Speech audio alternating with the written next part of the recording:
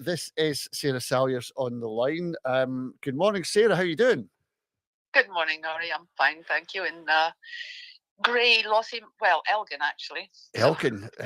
That's where my dad's from.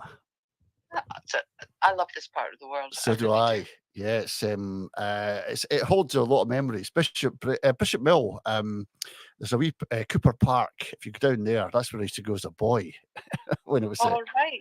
Yeah. It's gorgeous. We just have to make sure that we don't let them completely destroy it with their plans for all kinds of things up here. I know. Well, today's the day. I thought we'd get you on to talk about the United Nations, Sara, because this is big news. I had Alf Baird on yesterday, and we're talking about colonialism, as Alf does, But we got into the subject of United Nations, and I was saying, well, Alf, surely the next point of call is to go there with all the information you've got in your book and your experiences, and take it to them. He goes, oh, yes, but we have to get organised first. And then we started going on about Liberation Scotland and how he's not a member of that and blah, blah, blah. But then I thought, you know what? To fill in the blanks here, get Sara on because she's the tour de force in all this. And I've been looking, right, about the United Nations. Sara, why have we not done this before? That was my reaction, Norrie. Was exactly the reaction. What the hell have our politicians been doing? Aye. It's, there's lots and lots to say about the UN, what it can and what it can't do. Yes.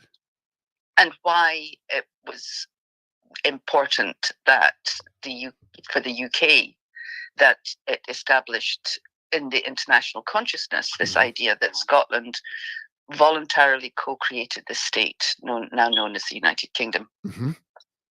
And that's, gosh, there's so much to say about it. Where shall we start? Well, I'll tell you where we can start. The first part I got, and it says, what is decolonisation? This is from the United Nations Charter, right? Now, if we've gone all that way to identify Scotland's being a colony, and I guess that's the biggest hurdle now facing us, to get Scots to realise we're a colony. Well, we're halfway there because the United Nations, it's got a main role in decolonisation.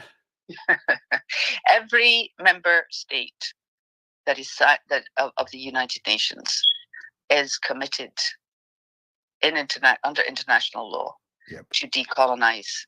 Any territory, any nation, any state that is under their foreign control. That's right. And what's interesting is that any member state, because this is considered to impact on the entire world. Yes. Any member state can take the part of a colony, can refer for, decolonisation, Well, we'd have to be accepted by the decolonisation committee, which is known as the C24 committee, as for at least the listing for decolonisation. But you do that with support.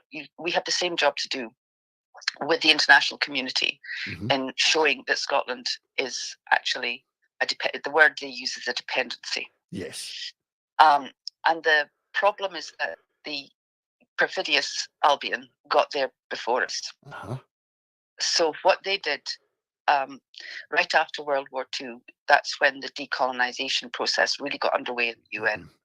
And the first 60 or so were decolonised through being delisted, and then the C24 committee worked with the states involved to help decolonise these countries, which, by the way, in many cases, it's kind of paper decolonisation, because what happened was the corporations moved in to those countries and continued, because the point of having a colony, the whole point of it, is that you can exploit their resources for the benefit of the mother country, as Alf repeatedly explains. It's hard to make that picture, but I know. So let's say that if you had, just to take it right out of our sphere, let's say a former French colony gets decolonized, that's getting independence, is recognized as an independent state, but it can't develop its own It's been so long under colonial rule that it's got a lot of catching up to do, and it can't develop its own resources. So let's say, I'm not saying that this happened, this is a hypothetical, the French state oil and gas company stayed in France and did a deal with the government, paid bribes to officials, and got those resources really cheaply. And that's the same with minerals or whatever. They get them really, really cheaply. They sell them back to that country. That's colonization still going on. Yes. And there's and that's actually, there's a lot of countries getting together now to say this has never really stopped. We need to stop it. So you can see the same thing in Scotland, where we're looking for our state independence, to become an independent state. But we will not be independent if we're still being planted by foreign companies and the English state via those companies. That's right. So that's colonization. And the UN, kind of takes a dim view of it, but its powers are very limited.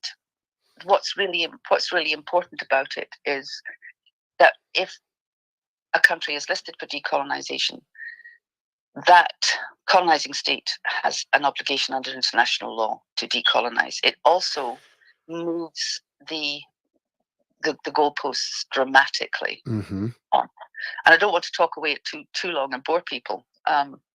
No, this is really important. Okay, so when the decolonization process began right after World War II, there were questions asked. I mean, they were looking at all around the world, is this, what status is this? Many different nations and countries with different kinds of relationship. Commonwealth countries, for instance, what's that relationship, and is the fact that the English crown is still the head of state, so on. But yet, and that did, in fact, that was enough. So you can look at Barbados. Yes, indeed. They just had to have an election where they said we don't want a foreign head of state, and that was them. And the argument that they had pretty much had autonomy in every respect didn't hold because they were under a foreign crown. So what they said about Scotland when these questions were being asked was they suddenly came up with this brainwave. They said, gosh, we've never actually looked at what is Scotland's constitutional relationship with England in the Union? What is Scotland's position? How does it stand in the constitutional setup of the UK? Just kind of out of the blue, and gosh, wouldn't it be a good idea to consider that right now? Nothing at all to do with the fact that this decolonization program is going on across the world. No, completely independent. So they came up with this. There was a royal commission. Yes. Set up called the Royal Commission on Scottish Affairs, which ran from 1952 to 54 under a certain Lord Balfour. And then that commission produced its findings, which were submitted to both houses of Parliament and then signed by the Queen. So this is the single document that looks at the relationship and how that should be, basically between Scotland and England. And what that says in Chapter 1 is there's a note to ministers with a Scottish portfolio. And what that note says is Scotland is a nation, right? Bye-bye arguments about whether we're a country, a nation, or whatever. This is the officially sanctioned, signed status for Scotland. Scotland is a nation and entered the Union as a voluntary partner, right, and not as a dependency. Right. Now, nobody back home was asking at that point, is Scotland a colony? Yes, they answered that question, put it there in Chapter 1 for the international community. Okay, so with me so far? I'm with you. Right. So what that did was it established as a fact that Scotland used its right to self-determination as a nation and people in 1707. And using that right of self-determination, it co-created a state, a lawful, voluntarily created state, now known as the United Kingdom, which, like the child of two parents, has rights of its own. It is recognized as a sovereign state, Yeah. and it has the right to territorial integrity and to security. And that now means that should one of the partner nations, the parents who created that state, wish to, undo that, that it has to be negotiated, like parents have to negotiate in a divorce over the. That has been the accepted position, and that is what they wanted, and that is the reason why, if Scotland were to have a democratic event where the people expressed their desire for independence, everybody says, well, it would be automatically internationally recognized. The answer to that is no, it would not, because we are deemed to have entered. And that's why Keir Starmer keeps talking about the voluntary union. He's reiterating for the international community absolutely that this is a lawful state and that it was voluntarily created, and therefore the understanding of the international community would be that we would have to negotiate, and that means we would need permission. Now, all of that changes. If voluntary partner, not dependency, turns out to be a crock.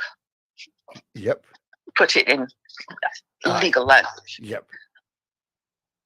Which, in fact, it is. So, and not just because of the way we have been treated. So the minute that happens, then we're not any longer talking about a voluntarily created state with the right to maintain its own integrity and its boundaries and so on and so forth. We're talking about an annexed nation and an annexing nation. And there is no longer that tension between the rights of the state and the rights of self-determination of people. The entire balance changes, and the primary priority is the rights of the annexed people to decide their own future. Peoples. You mentioned peoples there, Sarah, which is really important from what I'm reading. Political parties have taken us up a blind alley, and even in the literature about and I've got in front of me the most frequently asked questions on the United Nations and decolonisation. It's all there.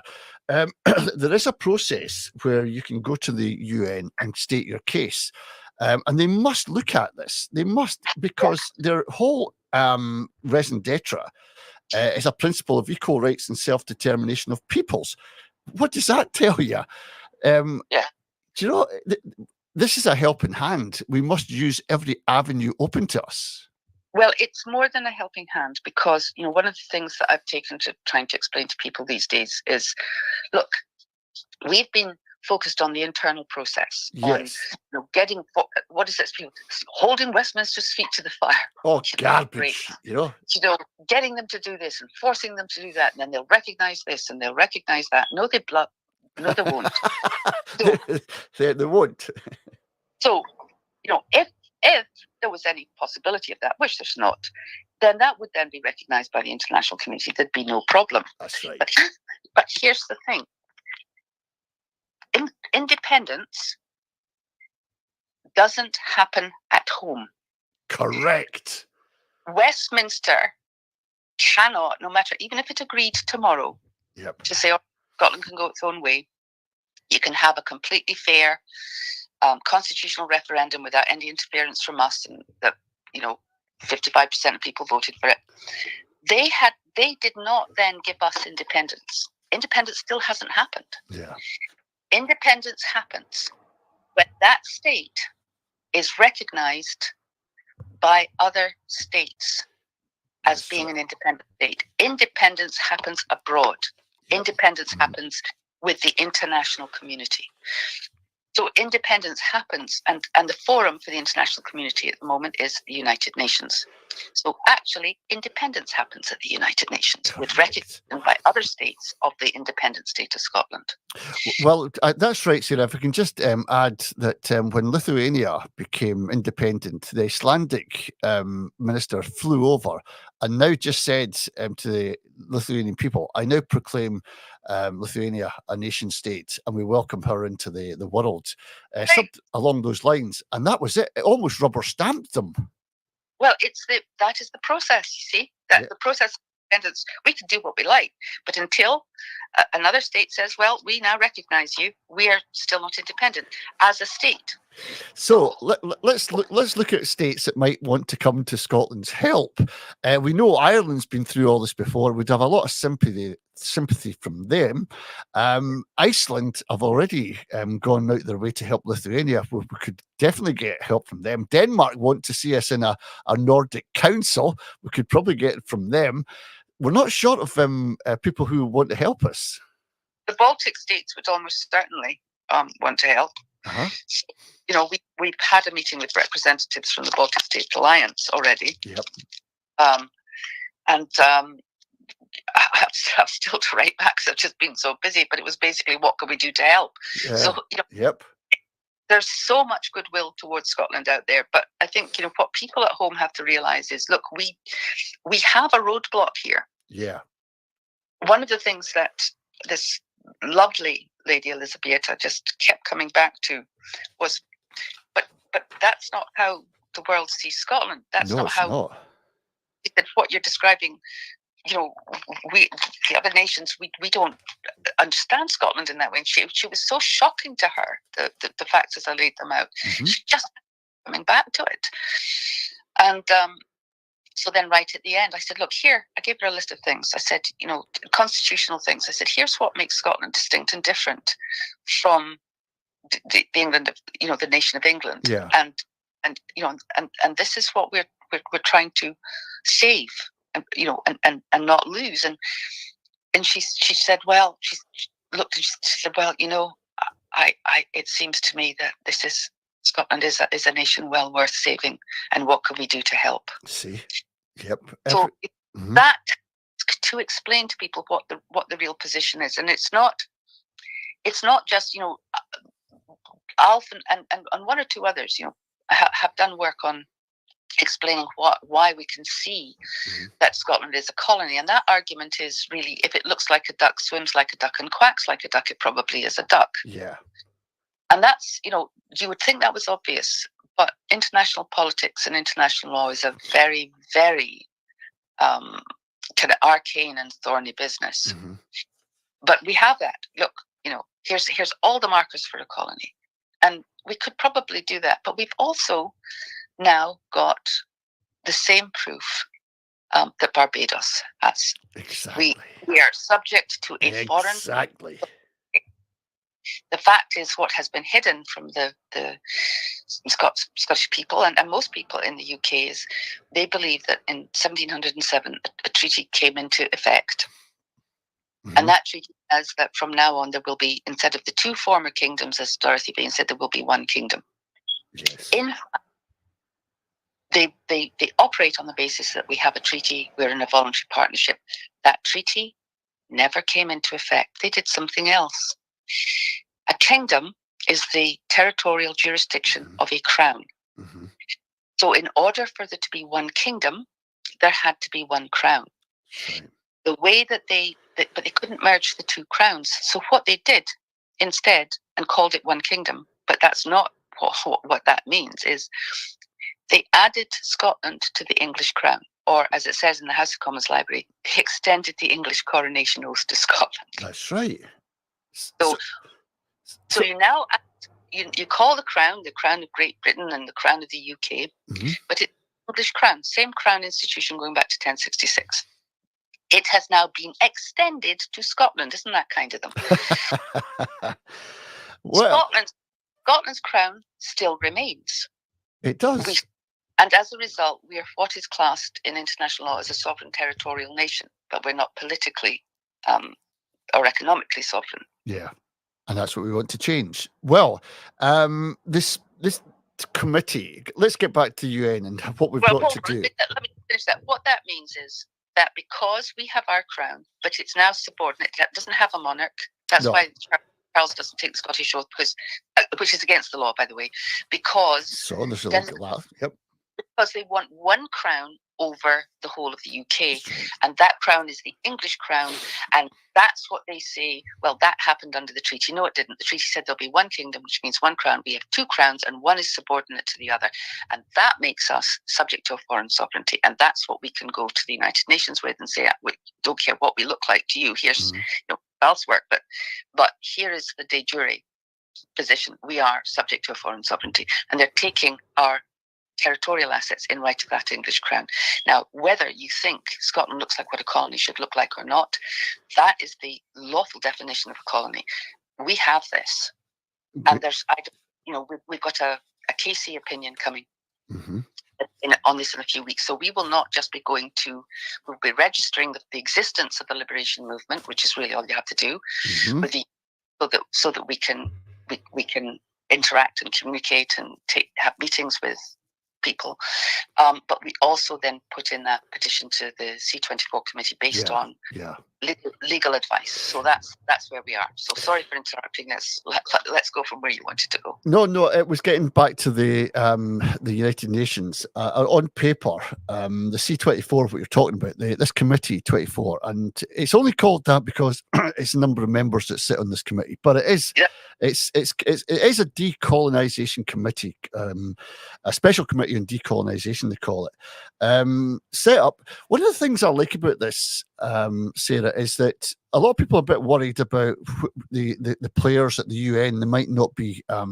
wanting to help Scotland because other territories that they might belong to have got the same problem. People wanting away, people wanting their autonomy. But on the committee, it's people from San Lucia, Indonesia, all the small countries who are there on merit and can see without any favour what the facts are in front of them. And I really like this. It's not the big countries that are taking this. It's smaller countries that are presenting the case for Scotland. That it will go to... now, politics is the same wherever you go. There's the good guys and the bad guys, looking over their shoulder guys, and the guys that are looking for their handouts. And you have to think of the UN not as like one parliament like Westminster. No, you have to see it as a kind of microcosm of the political landscape in the world today. And it's as varied as that. And there are some committees and bodies that we'd all raise our eyebrows at. Yes. And seriously. But we mentioned something, Sarah, before about legalities and going through the processes. You can't, when you've got facts in front of you, there's no way you can hide them or decorate them. Facts are facts, and those. The colonisation policy and the direction of travel the UN wants to go with this cannot refuse Scotland at least a say, at least a letter, at least a petition. No. We've got the same. We've got and we've always had the same opportunity as any other nation and any other NGO within a nation to make a case to the United Nations. And when you don't have the status of a state, you then get a sponsor. You then get and I'd like to see as many as possible. Yeah. Friendly nations who will take that forward. And the reason they can do that, and they're not interfering, otherwise, in many areas, they would be unable to do anything because they're interfering in the domestic affairs of a state. But there are certain things that have been made the joint responsibility of all states. Genocide is one of them. That's and colonization is another. So it transcends those boundaries of interference because all states have signed up to the Convention Against Genocide. They've all signed up to the decolonization principles. And those are then joint responsibilities of all states. So that puts Scotland in a really good position. It does. Because if there is a case to be made that, look, all this time Scotland has not been a voluntary partner at all. It was annexed and the treaty was thrown out.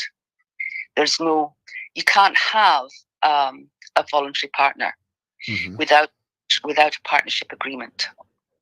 If it's a one-sided thing where one party has decided, well, we're not going to have this treaty, we're going to do this instead. We're going to add Scotland to the Scottish Crown, and you're going to have this kind of say, and we'll run your affairs. And by the way, whatever articles the treaty might have existed, we'll just declare that we're sovereign, and in other words, we'll retrospectively ditch the treaty, ditch what it says, and we'll do something else.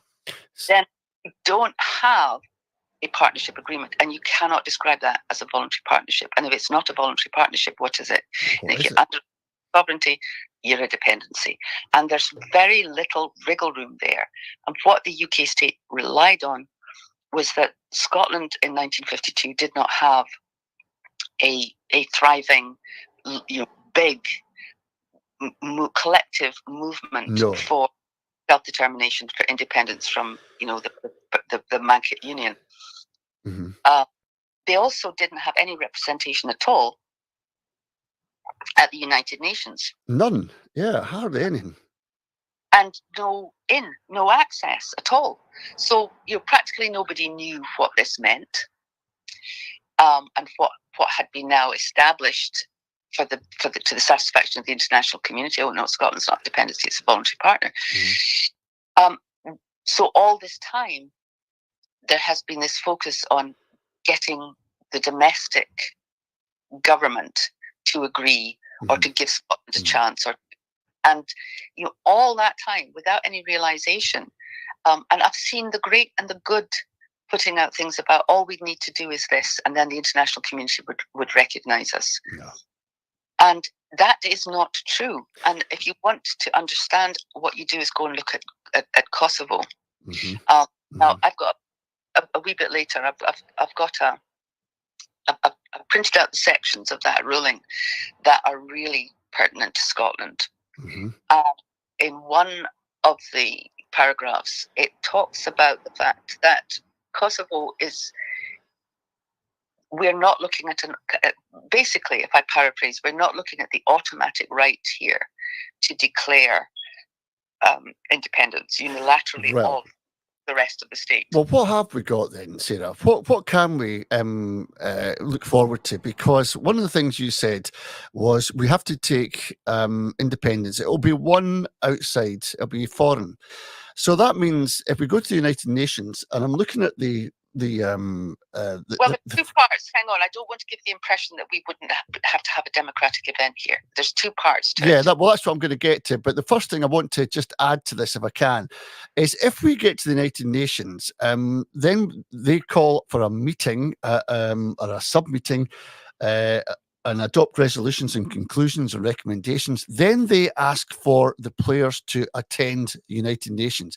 That would mean Keir Starmer would have to go out of Westminster, away from his laws, his regulations and his backbenchers, and face the committee on his own, away from Westminster. That's the case, isn't it? Well, he could send somebody. Well, even if he sent somebody, can you imagine the furore across the world? Scotland is awakening. This would be a big thing. Even the United Nations would have to get on board with this at some point. It would be. Look, I if I need to cheer myself up, I sit and imagine that, because of the absolute bombshell that's going to be for so many reasons. But think about this. What we're saying is this state, calling itself the UK, prancing around on the international stage, sitting on the Security Council, sitting on NATO, sitting on the Council of Europe, it's a legal fiction. It's England with Scotland annexed. Aye. Can you imagine? Yeah, I mean, listen, more and more people listen to these shows we put out are, even in Canada and the States, are like, wow.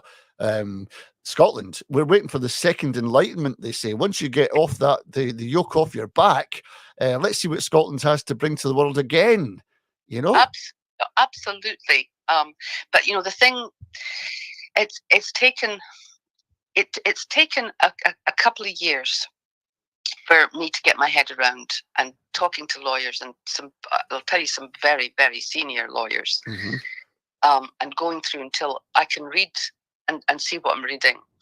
And, the big thing that actually leapt out at me in that Kosovo ruling was the part that says the Kosovo does not fall under, it does not fall under those nations and peoples, the laws governing those nations and peoples who are non-self-governing and to a foreign sovereignty and exploitation. There was what they called a lex specialis for Kosovo. And by the way, there are some other implications for Scotland as well that we're going to have to form really cogent bodies to address. Yeah. We'll get to that. We'll get to that. What that says is it is automatic. The right to a declaration of independence, without the permission or the authority of the state power, is automatic for dependencies, non-self-governing territories who are subject to foreign sovereignty and exploitation. It's automatic. So the minute that you shift that to show, and there it is, de facto, that's, in all the pointers looks like a duck. That's Ulf's incredible work. But also de jure, that we were annexed by the English Crown. We have no treaty in effect. They ditched it. There you go. That to me, that is simple and obvious. We'll have a Casey opinion to go with that, and then we'll start that process that you're talking about, and that ends up with yes, there will be hearings, and that will be that will go back and forward. But once that's established, and that I cannot see how it wouldn't be.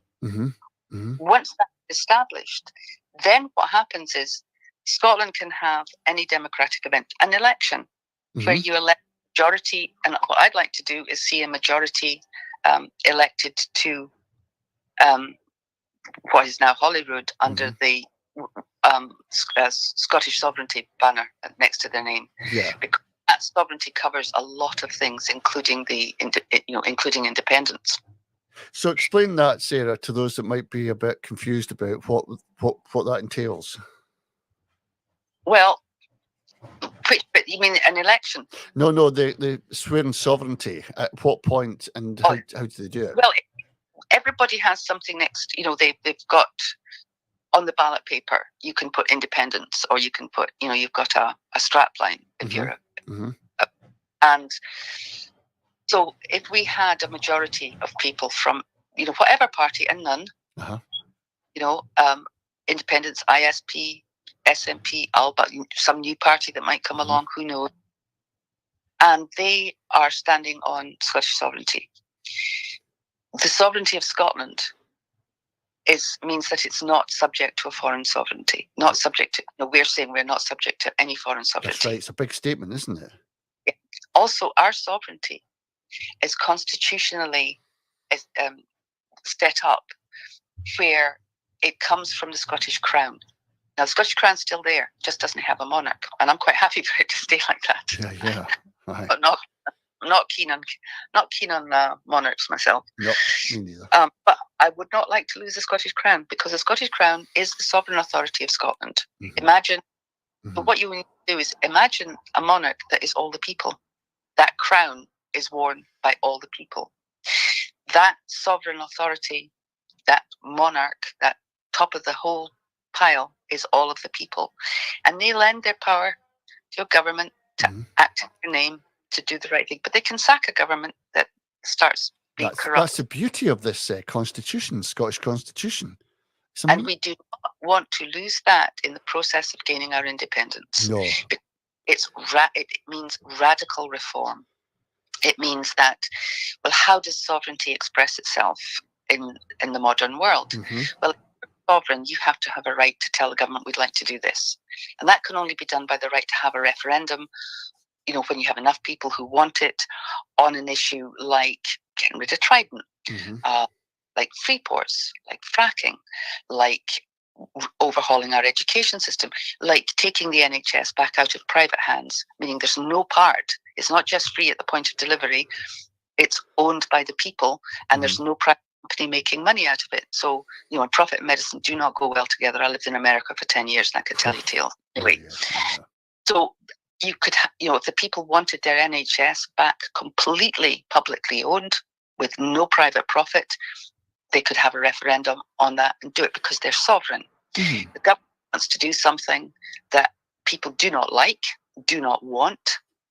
I've got no irons in the fire about the bottle return scheme, but it could be that, could be, or the attempt to change the Scottish legal system so that it's no longer as independent as it was. You could have you would have a referendum on that. So you have initiatives. We would like to do something. We'd like to bring something in, or vetoes, which are referendums on we don't want to do that. But this now the people are completely involved in the decisions that affect their own lives, and that's direct democracy. And there's many more aspects to a sovereign people in Scotland. Here's the other thing about keeping the Scottish Crown. Under the Scottish Crown, like the English Crown, the Scottish Crown owns the lot, everything. The seabed out to however far it is, so far up in the air, so far down the ground. All of that is it's called the major regalia of the Scottish Crown, the territorial assets of Scotland. And they're also known as common good assets. There's your key. Yeah. So that they're there for the common good of the sovereign, all of the people. We didn't need to nationalise it because actually in Scots law it's all owned by all the people. I wouldn't like to lose that. How radical is that? Well, it's stood the test of time, that Constitution of Scotland. It's for the modern day as well as where it was in the past. I was looking through some of the literature here from the United Nations because I'm wanting to find out if we go this route, Sarah, how much contact do we need and with what different people? Because one of the recent examples of a decolonisation that went through very, very favourably was East Timor, and it's in the literature. And I'm just looking at the way and the timeline of that as well, how it happened. And it didn't take long from the United Nations to have a look at it to actually East Timor getting the independence it craved. Yeah, so, well, the thing about East Timor is it had suffered, it's a heartbreaking story what happened to East Timor. It had suffered terribly. And Scotland hasn't. No, what I'm saying is that, the kind of violence that we don't want to see here, right? Mm-hmm. What has happened here is that Scotland has reached a point of suffering now, where there really is the emergence of a liberation mindset. And, I'm sitting here, I'm kind of jaw-dropped at the way it has spread and the way that people are talking about liberation now. That liberation mindset, which absolutely has to come into place before you have, instead of a movement of people ready to go and ask for what they want, you have a people who are standing up and saying, this is an absolute injustice. We're in danger of losing everything that makes us who we are. We are being bled dry by the colonizing state, and we're going to do something about this. We're not asking, we're coming out of the corner fighting. Now that's the difference. You go back and look at the big rallies and the marches, and we honestly believe what the politicians told us, we do this, and then they'll have to recognize it. And then, round and round in circles within the internal framework of a colonizing state and believing what it says about it to keep the international community off its back. Well, what's happening now is liberation Salvo was launched 2 years ago. Right. Was launched, it'll be 2 years in September. And, we now look at that and go, well, there's the Salvo effect.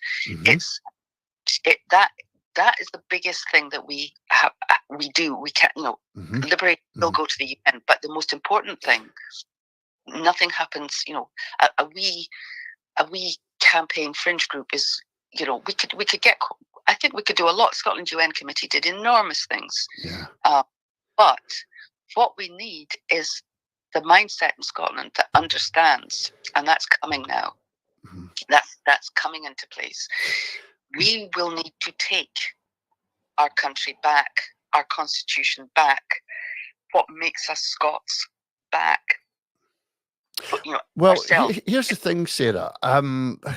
If we have to have a plan before we get to the UN. It's to gather the Scottish people.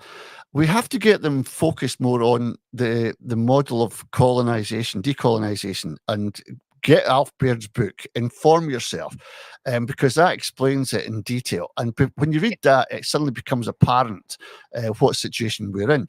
Anyway, but to get to any place in the world, you've got to create a storm within your own country. We need people to sign up to liberation.scot in their millions. We need people now focus away from political parties for the next year. And so we can get this off the ground. Because I tell you this, if you look at East Timor and things like that, it was the people's movement that alerted most rapporteurs to this cause, and they sent people over there, and then that was it, game over, So we have to create some kind of bonfire, some kind of light, and the light is liberation.scot.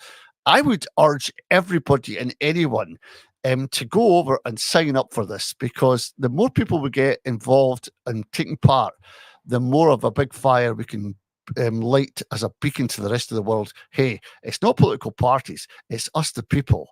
And that, when the people speak, generally, the world takes notice.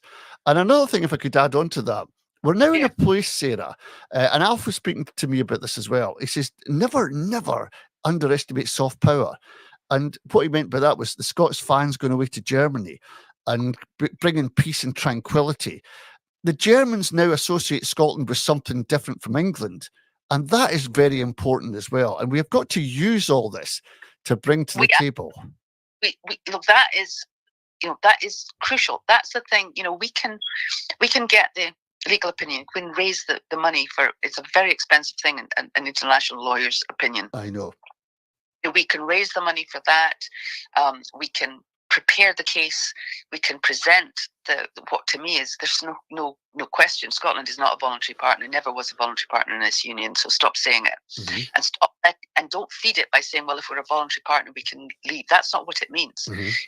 It means that it's a legitimate state that we created voluntarily, and we do not have the right to just dismantle it. And it's a lie. We did not. We're annexed. We're a dependency. We're plundered.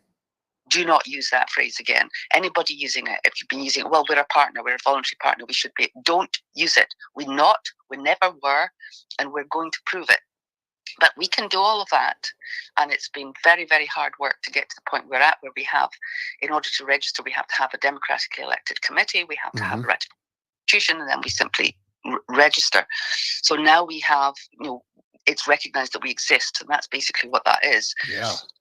If at home, there's no apparent, they can't see or hear that appetite in Scotland to govern our own affairs, to reclaim a kind of democracy that the whole world, talk about the Scottish Enlightenment, the whole world needs the Scottish Constitution that developed from the time of Kenneth MacAlpine in the century.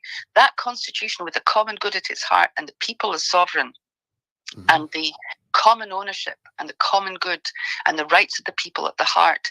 The whole world is needing that now. So talk about another Scottish Enlightenment. It's on its way, but we have to claim it. Every single Scot has to go. This is what makes me a Scot. Right. When somebody said to me when the fans were in Germany, and we were all so proud of them, and they did our job for us. Really, I'm so grateful to our Tartan army. What a job they did. But if you'd ask them why are you Scots and not British? Because 70% of people in Scotland now identify as Scots, but either only Scots or Scots first and British second. If you'd ask them why, what is it? What makes you different? They wouldn't have been able to tell you. That's a tragedy so far. Yeah, it kind of sits in our bones, but we don't know why. So one of the jobs that we took on was explaining to people, okay, here's why. Here's the things you inherited. And they may have been wiped out of the history books, and they may not be taught in schools, and you may not remember why. But here's why you know it. So many people come to me and said, I knew this in my bones. I just didn't know what it was. Now I do. So we need to get that back. We need to give people, this is what makes you a Scot. This is why we go, we're all Jock Tamson's parents. This is why we go, a man's a man for all that. This is why we go, we need to look after each other. Why we have this notion of equal justice for everybody, no privilege, no rank. Because there. It's, that's how we developed. It comes out of the old Celtic system, and it got absolutely embedded in our constitution, and we all feel it, and we need to know what that is and know that that's what we stand to save or to lose. Well, Sarah, the reason I was plugging Alf's book is because it gives you a few clues about who we are and what's become of us. And it adds up to the sum of parts that we are Scots and we are because of this. And I think it just arms people a bit better when they read literature like this and get on board, and even go to the Salvo.scot and liberation.scot web pages, have a look, and then you'll feel absolutely invigorated. You'll feel a bit more powerful within you, and then more confident at taking your identity with you. And that's got, that gives you said it, it's that confidence. When you're colonized and your identity's been taken and you've been given a false identity. So we've been given what they call a British identity, which is just English, and it doesn't fit. And it doesn't feel right, and we're kind of under the yoke of that, but we don't know quite what it is, and we don't know quite what it. We know it's not right, but we don't know quite what should be right. But we don't. Then we go into we could have this kind of policy and that kind of policy. The heart, the core, the ground of liberation is this is who we are as a people. This is what makes us worth preserving. This is what we want to fight for. And as that people, we can think of many, many different ways of shaping our future together, the kind of Scotland that we want, but it comes from we know who we are. Once that's in place, we have a liberation movement across Scotland. That's right. And it belongs to absolutely everybody. There's no hierarchy in Salvo at all. Liberation is elected from across the whole membership. It's a committee. It stands down, and the members elect. Well, hopefully it won't need to be re-elected because we'll have done the job. But nobody pays any fee, because from the get-go I said this is our heritage. This belongs to every Scot. We do not charge for that. We'll depend on the nations, and that's. You sign the Edinburgh Proclamation, which is a statement of Scotland's rights, and if you agree with that, your signature makes you a member. You don't have to do anything else. If you want to get involved, you join Salvo, because that's the campaign arm of Liberation. We're the on the ground campaign, and every single member has as much input as any other. We get ideas coming in. We've got every single hub has got a coordinator that sits on what we call the core. The ideas come from the members through that coordinator to the core. Then they go back. Anything published is checked to make sure it's okay. But that's it. And we have ideas and things coming in from members all the time, and they just contact someone and say, "How about this?" And then we all we start working together. And we bring these projects into being. There's one at the moment that was Joe, who I'm staying with, brought, which is called Our Land Project, and basically it's people. It's just going to come into play. People we've got a wee flag. People take a picture of themselves. Every different area, and we collect them. Brilliant. We make a huge thing right across Scotland. This is our land. We've got a petition coming out, which is based on the fact that Charlie Boy hasn't taken the Scottish oath. Freedom of right, which was ratified as a condition not just of the treaty, and this is important, but of the union.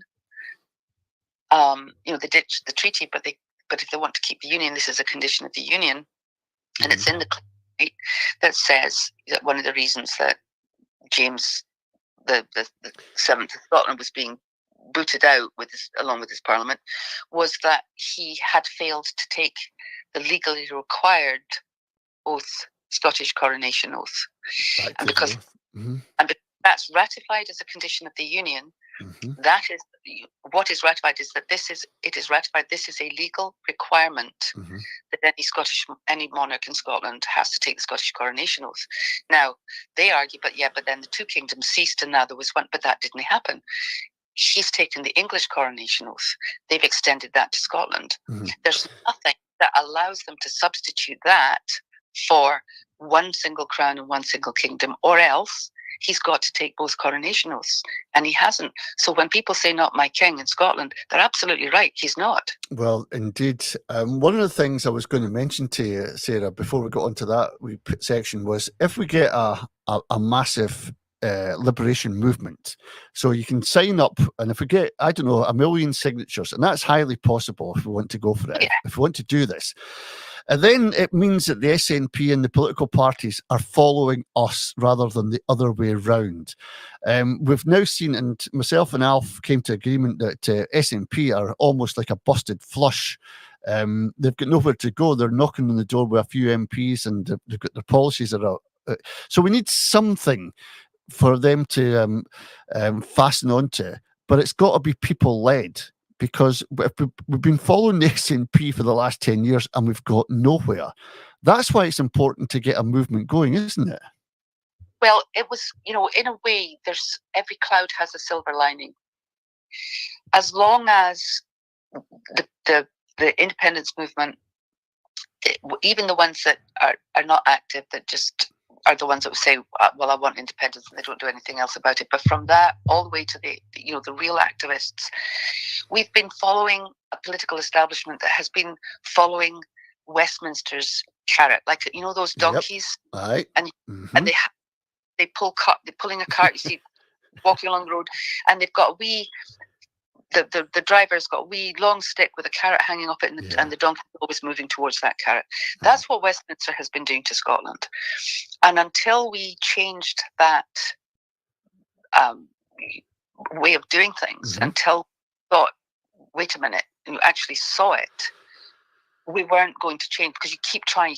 I might reach that. I still could reach it. Look, there it is. You can see it. Look, there it is, right? You just are never going to get there, because you're talking about a colonizing state here, and they just don't. I know. So it really took something to show. It's, people are not, really understandably feel betrayed and let down and stunnered by what has happened, what the SNP has been doing or not been doing over the past 10 years.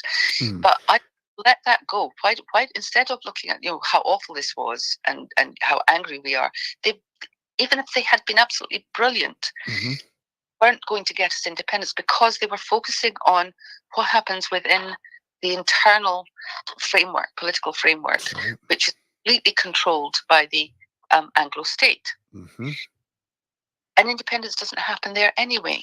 The Anglo state was very, very, sharp about this. Straight in. There is an absolutely insurmountable roadblock to Scotland getting recognition if it decided to do something unilaterally, because it voluntarily created the UK. So the focus should always have been, in fact, what is the process of liberation? What is the process of decolonization? And understand, we started talking, Alf did this, Alf published Dún Hodden in, I think, 2020, but he started talking about it in about 2012. And, at that point, when it made, the whole thing, from the claim of right, which, is a condition of union and guarantees these rights for Scotland, through, to the what was done with the Scotland Act, the Internal Market Act, all of these things that made it absolutely clear that we're a colony. It did not matter when we started to say all of those came together, and we could see very, very clearly, this is, oh my gosh, the playing field. We've been signed onto this tiny wee playing field off to the side. The real game is over here. And the big obstacle was, now, so we started saying, because the route that from there on was a liberation movement, decolonization, we had to begin explaining at talks and interviews and events and on social media, Scotland is a colony. The absolute ridicule and dismissal that we from that to begin with has changed completely. Now It's everywhere. Scotland is a colony. It's spreading and it's spreading and it's spreading. So what, if we are at that point, this tipping point, Sarah, what is the end game for all this? Going through the United Nations and getting a liberation movement, it ultimately would lead to something like a referendum, wouldn't it? To clear, or potentially an election. Or an election, yeah.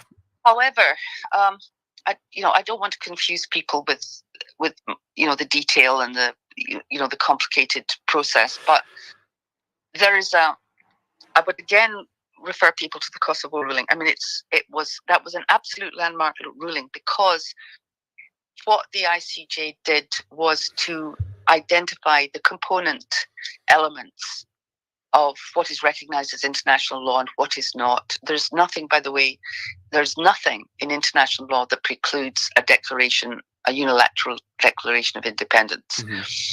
So one of the things that the court said is that because some countries had negotiated with the parent state, negotiated their decolonization of their independence, there was a suggestion that this was now the only legal route. And they said, no, there's nothing in law that precludes that declaration by a declaration of independence. Mm-hmm.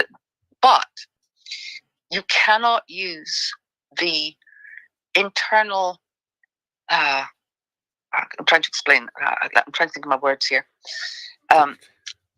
Mechanisms. So mm-hmm. the state sets up Holyrood under the Scotland Act. That is an extension of the state apparatus. Mm-hmm. It is an extension of that government, and you cannot use, according to, and I'll have to. This is me just sharing the process at the moment. I will have to double check this, but I'm fairly certain from what it's saying about the fact that the Declaration of Independence that was made by Kosovo was made by something like a convention. It was made by a democratic organization that stood outside the state apparatus, because that was challenged. Yeah. They said, no, this was made because the same people who were in the state parliament, who had been negotiating with for autonomy or Devo Max is what they'd been negotiating for. Oh, believe me. Aye. The same people who had been negotiating that were part of this. I don't know what in Scotland it would be the Convention of the States, because we have that constitutional provision. And so that same group were part of that, plus others. And the argument of the Yugoslav state was they were part of this apparatus. They didn't have that right.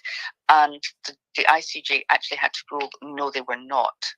They were separate. They were reflective in their role as not the same parliamentary body, that they were clearly outside the internal framework of that state's constitutional setup.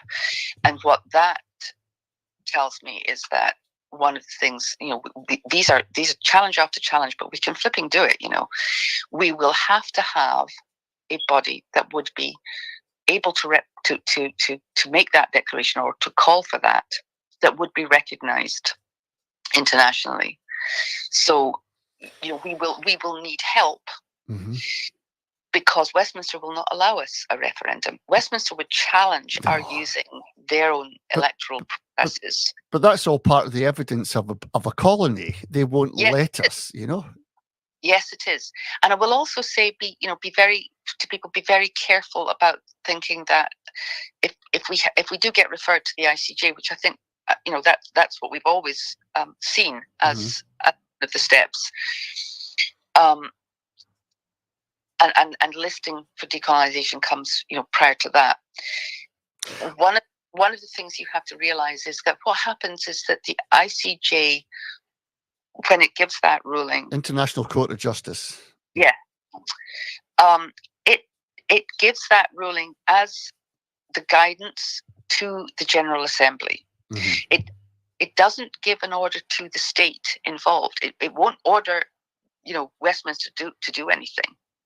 It will say this is the situation, and that then guides how the General Assembly or or friendly states or whatever, Mm-hmm. then pressure the Anglo state. Well, that's the process, isn't it? Once the Westminster don't take part in this or like try to ignore it, we get an Irish president coming over and declaring that Scotland, in his eyes, is an independent state. But the problem, the slip between cup and lip there is that we have to be able to establish a body with the legislative competence. Mm-hmm. To do that, because we will want, we will want a democratic event. We will have to have a democratic event of some kind. Mm-hmm. So, my thought was that we would simply elect a majority of MSPs who are standing on, Scottish sovereignty. Mm-hmm. I suspect they'll have to take their seats in an alternative parliament. Yeah. So that's where it gets tricky. So they would then not take their oath to the foreign monarch, because that's you done. Well, this is the Scotland Act, isn't it, that they have to adhere to? Yeah. So they would not. They would say, no, we were elected on sovereignty. Yeah. We cannot take our seats in Holyrood, for very practical and obvious reasons. And so we will convene wherever, maybe they'll occupy the building, but as a different parliament, immediately invite other civic leaders and democratic representatives, and say, well, we have a majority vote, and that, mm-hmm. Would satisfy international requirements. But the bottom line mm-hmm. here is understand the whatever we do, through liberation and whatever we do in the international community, all we're doing is clearing the roadblock out of the way. That's right. Independence will be taken by the people. It will be through a democratic event. It will need the same kind of energy and momentum as we saw in 2014. Yep. But this time,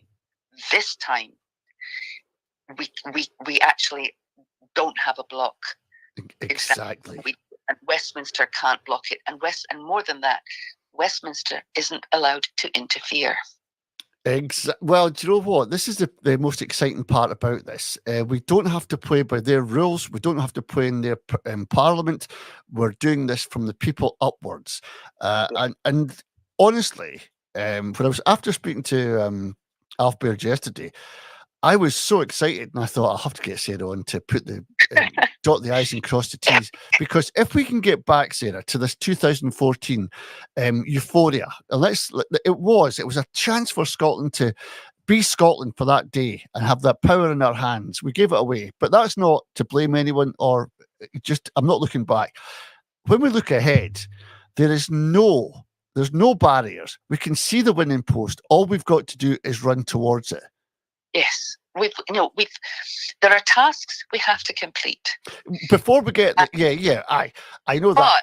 But the point about those tasks is every single one of those is it's no longer just a we want this. It's no longer an expression of we would like this. We're having this. We are taking this. Goal one there. Yeah. Got Scott's team at the UN. Boom. There's that match. Scott's team at home. Not please, we'd like, but we're doing this. We know who we are. We are doing this. That's the big thing. And what's beautiful about it is that, again, which is how we set Salvo up, it actually belongs to every single one of us. We're not a movement with leaders that people can follow. We're a movement of leaders. Mm-hmm. That's how we do this. Every single one of us is a leader in the movement. And people, so many people will say to me, you've given us hope. You've given us, mm-hmm. we've got hope back now. Mm-hmm. Over and over. And that's the big thing, that when you have a clear direction, we do this at home, this happens, we do this, we know where that tricky bit is, we address that, we have absolutely educated ourselves on mm-hmm. what needs to happen for a democratic event in Scotland to take place that will have recognition by the international community. And we can imagine the president of Iceland, or maybe a wee delegation saying we're now recognising Scotland's independence. What a day that will be! But we'll do it together, Norrie. There's no one person. There's no magic, amazing figure who will ride like Bruce over the horizon. And it's us. But at least we're looking at the options open to us, Sarah. We're going to UN, we're going to other countries, we're starting up a movement, we're getting it signed. It's got a body that is now recognised, it's been elected. We're doing all the right things for all to get the attention from the international community. Yeah. And it beggars belief what Air Miles Angus was doing all this time going to foreign countries. He could have been doing such a lot of good work, but no, we've got nothing. We're still in Westminster. It's taught us something though. That's right. That's right. That hard moment when you realise, people go, I've wasted my whole life doing this. I'm never going to see it. And I'm blah. No, if you're traveling to France, you take the train. You might take the train down to Dover and then take a ferry across, and then you might drive to, and then drive on up to Geneva. So the SNP took us down to the ferry, and Liberation will take us across the water. But it will be the people. And this is the thing that just makes my heart sing. It will be the people who take us all the way to the mountain of independence. It will be the people. And the reason I have faith in that is that what people have not had after seeing what happened from 2014 to the present is they'd lost hope. There was no clear path. There was no, we've done this and this. It was always promises, and then we'll do that, and then they'll negotiate, and it was round and round, and it was just this endless kind of black hole of hope and effort and energy and time and dashed time. Yeah. But when you give people, no, I'm not offering you hope. Trust us.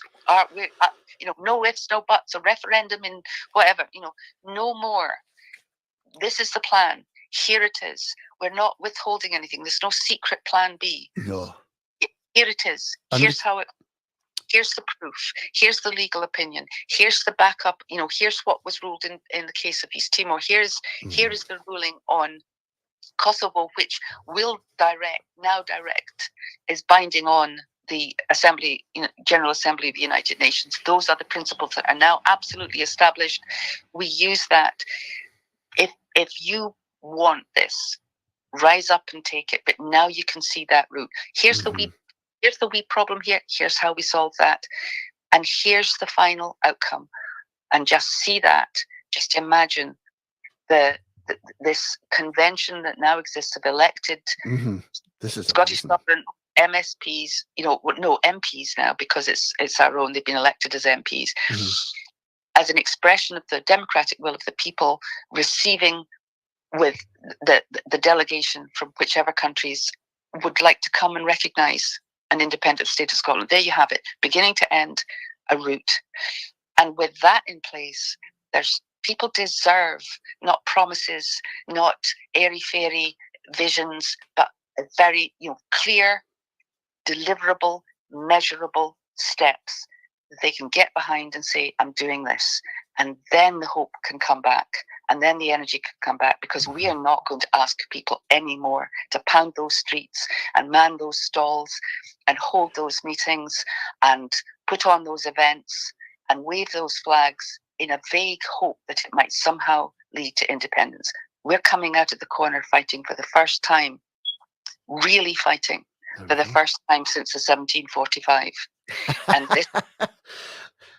this time, we're winning. Well, Sarah, we've got to leave it there, but on those inspirational words at the end, thank you so much for giving up your part of your holiday and joining us in Caledon Radio. It's been a insightful as ever chat.